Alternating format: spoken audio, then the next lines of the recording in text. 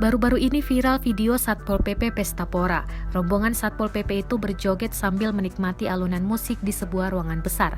Tanpa menjaga jarak, mereka terpantau asik berjoget. Bahkan, banyak yang tidak memakai masker. Diduga, Satpol PP yang berada di video tersebut berlokasi di Kabupaten Kepulauan Tanimbar, Maluku. Awalnya, video itu diunggah di akun Facebook @putrirere. Kemudian, diunggah ulang oleh akun Instagram @andreli48 pada Selasa 5 Oktober 2021.